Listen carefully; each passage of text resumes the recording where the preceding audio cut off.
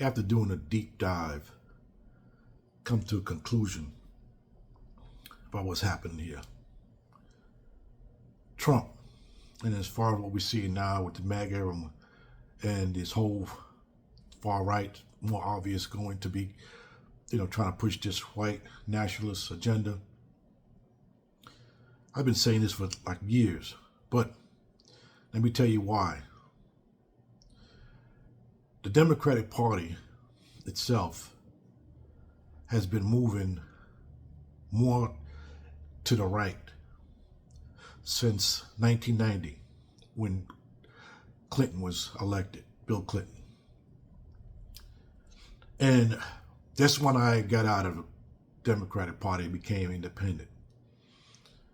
And I saw it then, but it's more relevant now because when you look at the fact that what made Clinton popular, how he got voted by taking on Republican talking points like crime, going back to Nixon, tough on crime. Reagan went tough on crime, the war on drugs, and he did the same thing with the being tough on crime. That was one of the reasons why I didn't vote that year, because of when he went and had a black man who was mentally ill executed instead of putting him in a mental institution. The guy was out of his mind.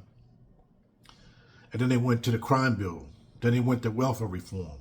So the Democratic Party had been moving to center and taking on like Republican talking points and Republican ideas.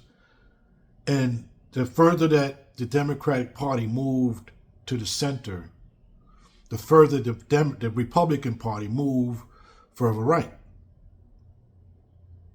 So it got to the point where when Obama came in, Obama was talking about Republican talking points and things that were like from the 90s, like they talked about, the immigration, all the things that they were talking about that were,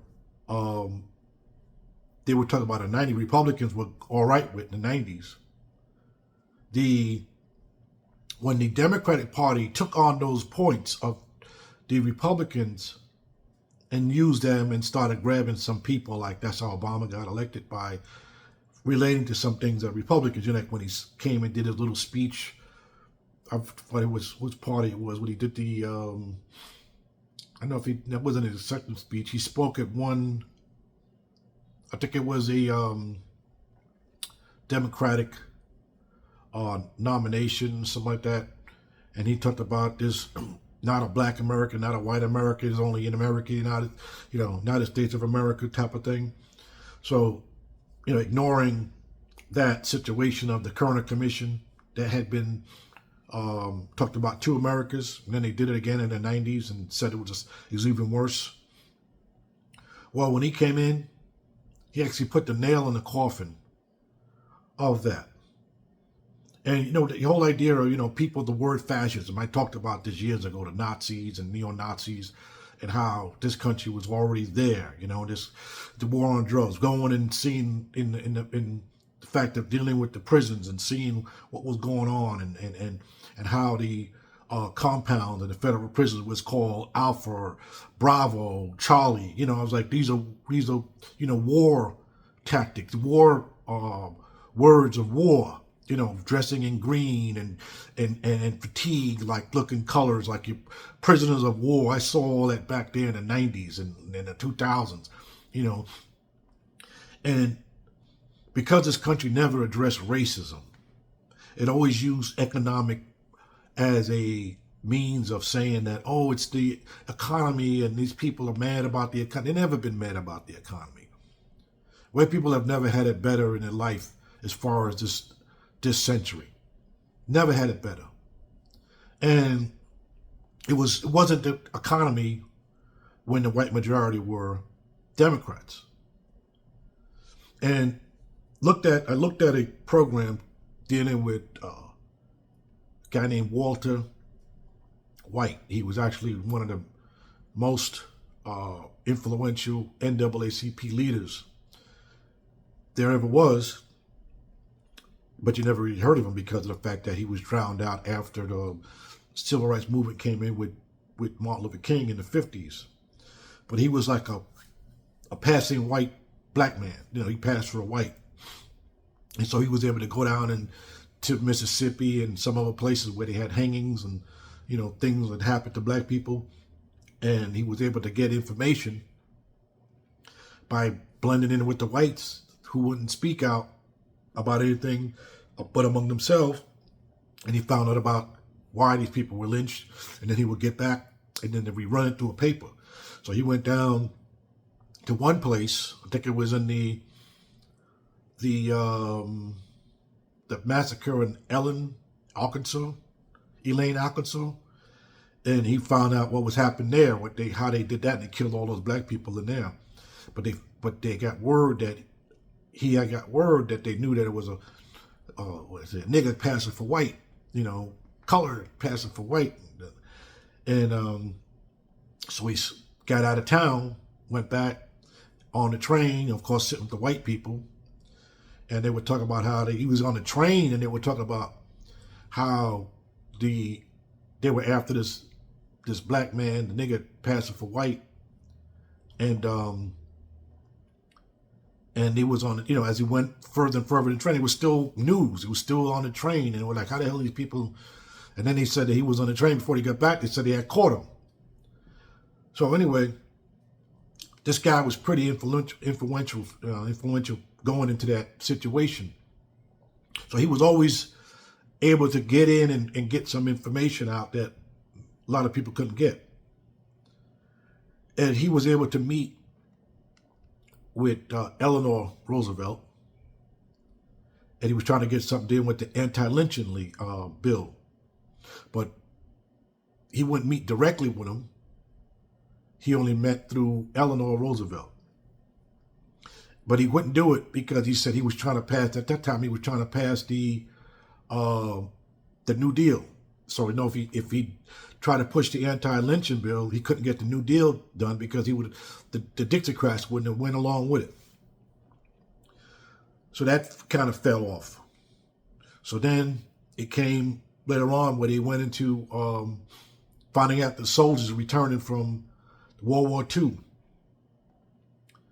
And these soldiers that fought came back, and a lot of them were met off the train and going back home. They were killed by white mobs, white sheriffs. We had some that had their eyes gouged out. You know, just people that went and served their country thinking they were going to make a difference when they got back. And so he went to Truman. So Truman, when he explained and showed evidence to Truman, he had convinced Truman, and Truman saw what would happen. He didn't understand, he knew that was going on. So he desegregated the service. But in order to do that, he also needed the fact that he knew that he lost the Dixiecrat vote, right? So when he lost the Dixiecrat vote, the only way to make up the difference was all the black people that were moving up north because of all the terrorism in the South, they were able to vote up north because they still couldn't vote in the South. So with the support of the black people that had moved north, Truman won the election. He was able to do the things he had to do. And once he did that, he was voted in. So he was, they were pretty much straight. So then he tried to get him to do some other stuff like the lynching law, stuff like that. And at this point, they were dealing with what they call the Red Scare, the communist movement, the anti-communism.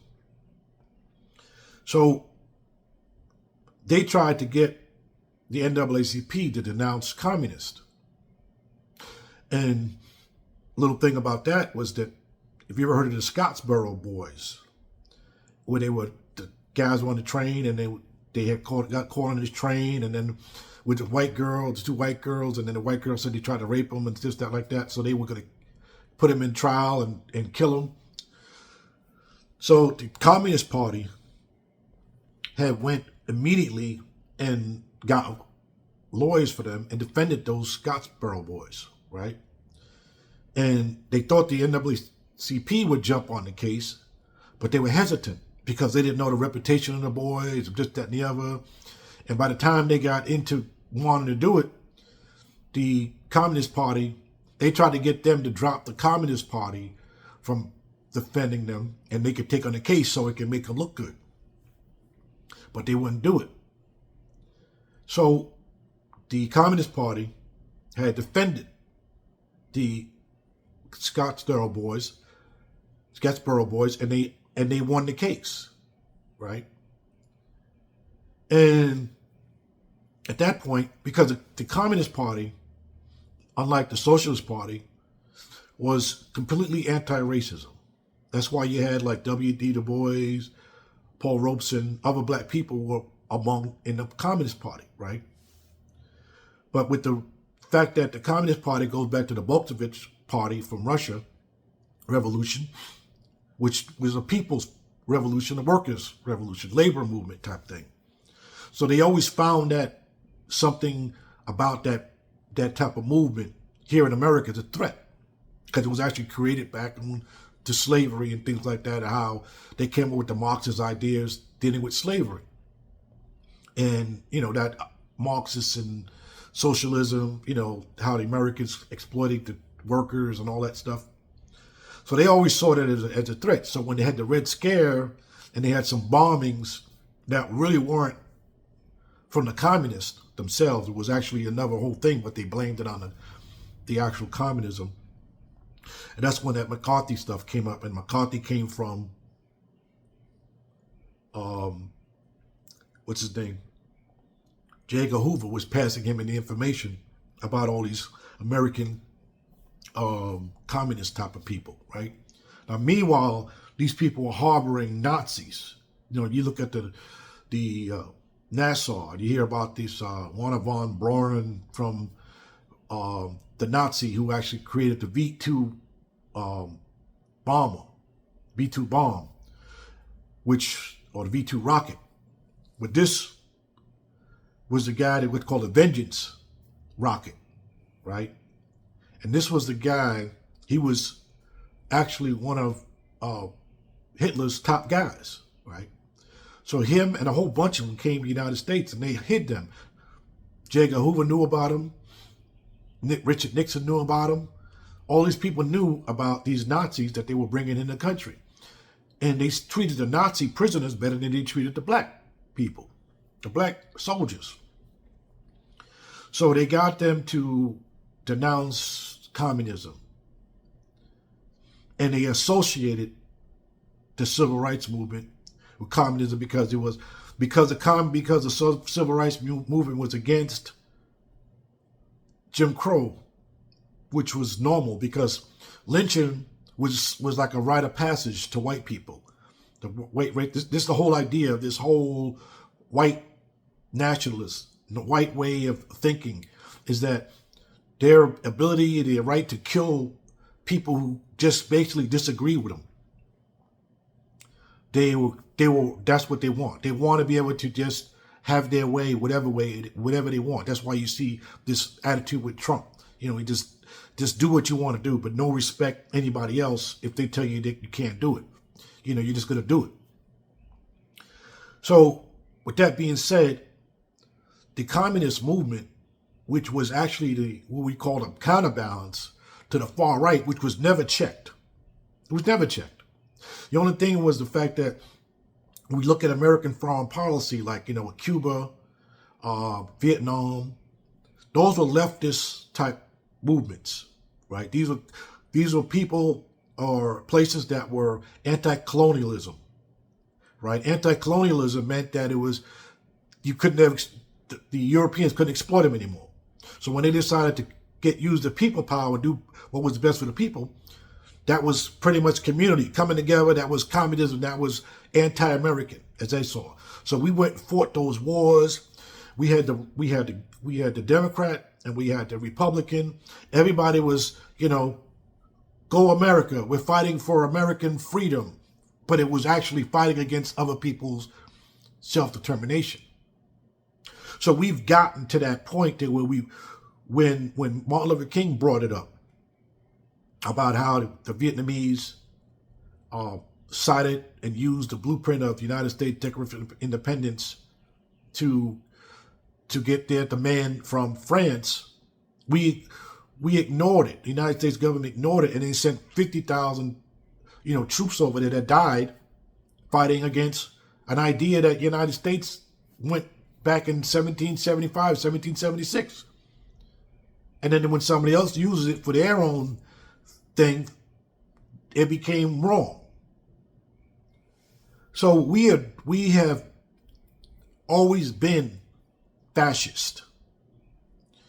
And when we stand up and we see the Democratic Party, we say it's the left.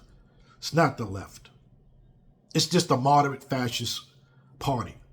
Because we support every what they call communist fight that has ever been around. And the fact that every time the Democratic Party moves further to the right, trying to be center, the further the right moves to the right.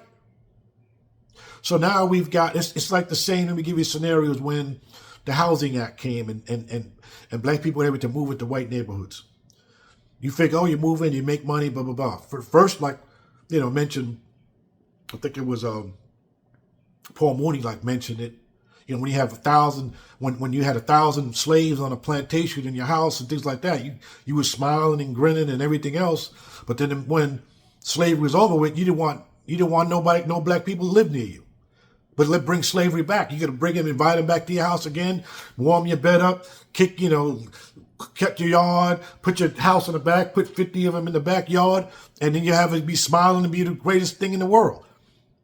So you had these people that were moving, and every time black people move into a white neighborhood, white people will move, right?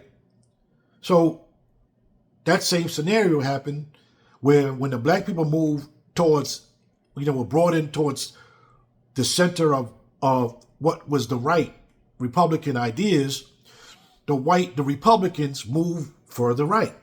So this whole scenario, even with the black conservatives, they talk about all the Democratic Party, this, that, and the other. They're the ones that run and chase them every time they move further out into the suburbs. Those are the type that as soon as they move, right? But what was wrong with the neighborhood that they were living in before that? It's nothing. It was just the fact that black people moved into that neighborhood, so they moved out because their whole thing about equality is not what they want. It's irrelevant for them. So when Clinton started with the the crime bill, and then the welfare reform, and then Obama kicked in with this, there's not two America, there's only one America, United States of America. He comes in, he starts taking on moderate Republican ideas, and then you get the Tea Party, because now that's not enough either. Same way the soldiers weren't enough for going and fighting in World War II or World War I and World War II, come back and get beat, killed, eyes gouged out, still all type of stuff. You think you're uppity, this, that, and the other type of thing. And then you move into a neighborhood because you got a little piece of job, and then you move out, and then they try to burn people out, and they try to move out as far as they can, make gated communities. The same thing. So we created that what is going on today as Democrats, as far as the Democratic Party itself. Because instead of dealing with the base, instead of dealing with what was good for the base, the everyday average person, which back in the day was dealing with the unions, when and livable wages, things like that, we let the idea of whenever they wanted to do something, they'll say communism, socialism, and then it'll take the defense off of, put the Democrats in defense. Oh, this is what's going on over here, because every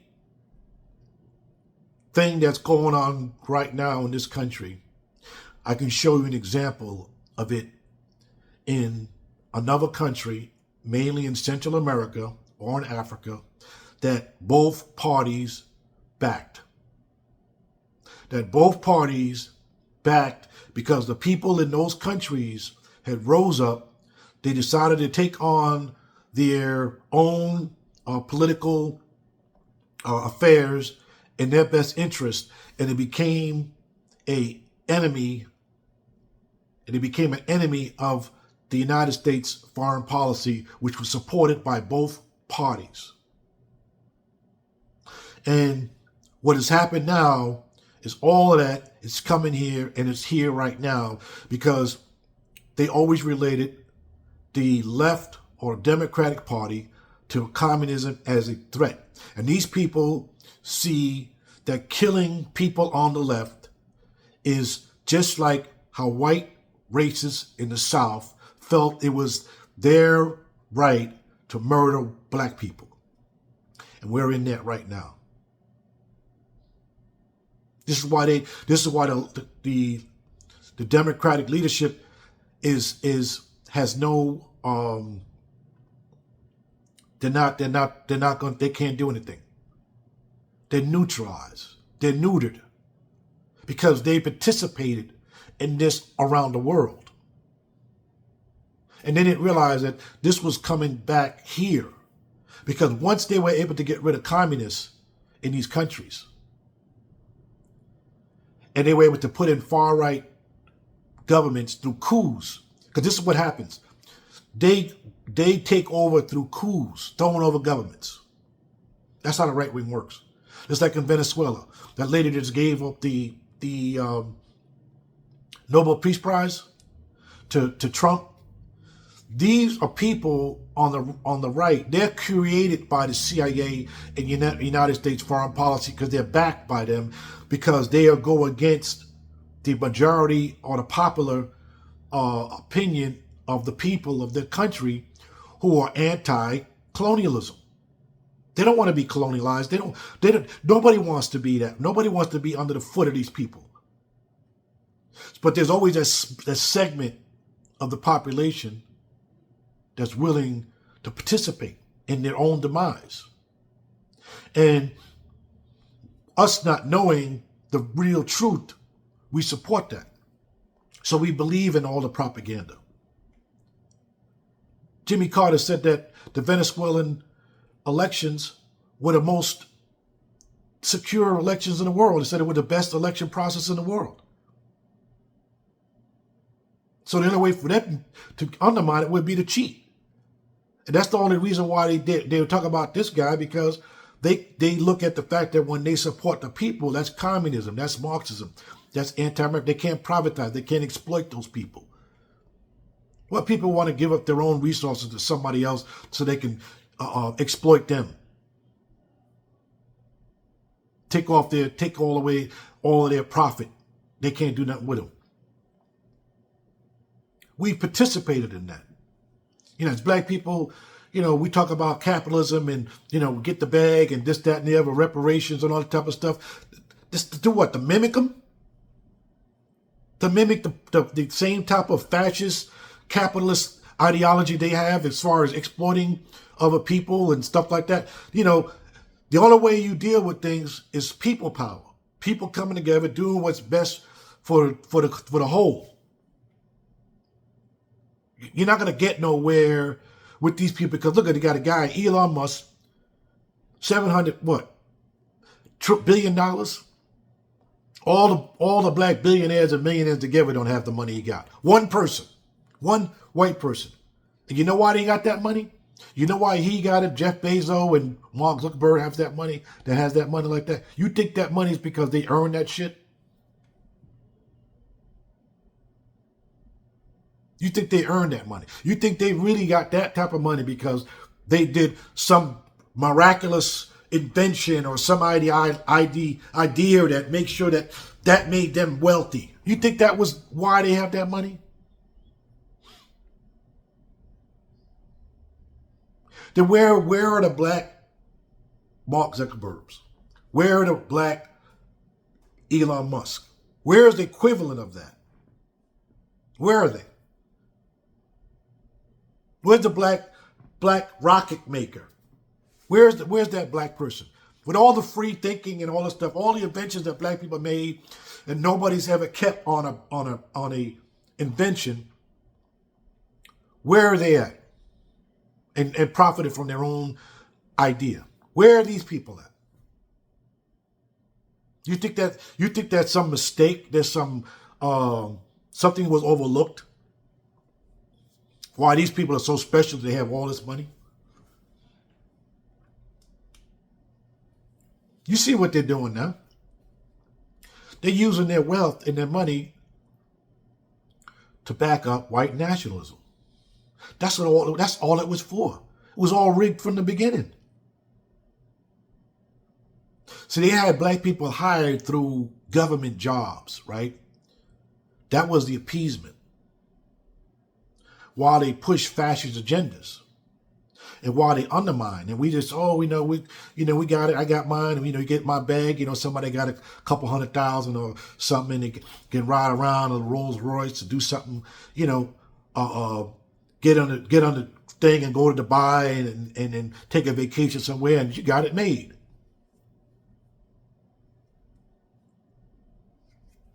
Just because it's like flashing to other black people. That makes you feel like you made it because other black people see they got something because majority are not in that position. Instead of doing it to where everybody's backing everybody else. Like what you got, you help other people. See, white people use money to further white agenda. That's the purpose of money. That's why money is not backed by anything. It's not backed by gold or silver. It's backed by the idea that it's worth something. And what they use it for? They use it to wage and to make themselves to gain wealth so they can build a gap, that wealth gap. Reagan set it off in the 80s when he dropped the corporate rate and he let the corporations eat up each other. And when he did that, he stagnated the unions and talked about civil rights, which is related to how they feel is connected to communism. That was the idea of communism. When people look out for each other, they consider that communist or Marxist or socialism. When as a worker, you have no other. How can you be a worker? And when we talk about why, like say for instance, why MAGA is always like, they look up at Trump and they say, this guy, what these poor trailer trash ass people looking up to a billionaire like he's a lotto ticket. Like when people think they got the lotto ticket and they got that winning number, they're going to one day see themselves living like Trump, right? We've had that. Black people have been having that shit for the longest. Thinking that somehow that lucky day is going to come. Because we have never given it another option, a political option. That works. And if there was one, which in the 60s, when we started talking about things and black militantism came up, we have basically denounced that. And right now, we need it more than anything else, as far as what we're dealing with now. But the white liberal leadership is incompetent because they sold us out years ago. Because all they want to do is talk about the economy and try to bring in the Republicans who they think is mad about the economy and try to appease them when it was never about the economy. The same, like I said, the same as those soldiers. You couldn't do enough for them. You couldn't go fight for your country and be enough.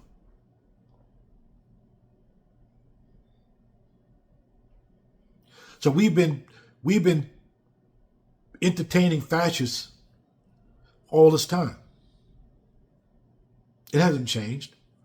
Now we're seeing it open now because of the fact that they brought the Democratic Party so far into where the Republican territory is at, was at to now they can just open up. Because there was never an option created otherwise. So there was no option to the Democratic Party other than trying to bring center politically to get some of the Republican Party people to become into the mix. It's like bring them together. That was the whole liberal white agenda. And now they're so far into this white nationalism that they don't need to think like that anymore. Because there's no way to get that, center that. How are you going to center that?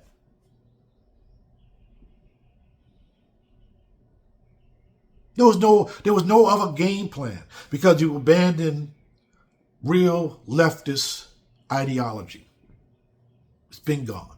The closest thing to it was civil rights, and they try to destroy that right now. John F. Kennedy was deaf, 1963. Lyndon Johnson speech in March 1964 about making a civil rights law in honor of John F. Kennedy, and they did it. And then you see that Trump put his name on a memorial to John F. Kennedy, spit in his face. And now they talk about how civil rights 1964 was reverse racism, another spit in the face to John F. Kennedy. They've been doing this. Trump is not a something where he just popped up. They've been creating him. The Democratic Party created him. Republican Party created him. But more so, the Democratic Party, by moving, every time they move further right, we think that the Democratic Party moves center to that right again. And this is what happened. Keep moving over to where they're at. And that's why when you talk about left people in the Democratic Party, real progressive, they call them, and they start bringing up stuff, they bring up even the wrong stuff then. This country's always been about race. You like to talk about Nazis, just talk about the Confederates, the Jim Crow people. They never went anywhere. They didn't go, those bastards, they've never been in Europe as far as traveling. It's here. You don't have to use Nazis as an example. You can just use the same people here. Make America Great Again is nothing more than the Democratic Party when the white majority were Democrats back then. When they had the home, the picket fence, and there was no blacks allowed, you couldn't buy their home. They were Democrats, not Republican. When there was no civil rights and you know, they can push you and do all type of stuff to black people, they weren't Republicans, they were Democrats. So why would they disown the Democratic Party that was made them who they were, but claim that they want to make America great again? All they had to do was become a Democrat and support the, the workers, fair wages, but they don't want to. But they don't want to support equal rights or black people's rights because they want the right to a lynching. They want the right to do what they're doing now when they go busting people's houses, and then you tell them you can't, the Constitution that, and then the hell with the Constitution. They want that right again. They want that right to be lawless and bastards and savages, barbarians, what they have always been. And going with the fact that George Washington said in his Pharaoh's address, he said, in order to have peace, you must be prepared for war. So when have black people ever been prepared for war? So when have black people ever really had peace? Never had peace. Because you've never been prepared for war. Just appeasement.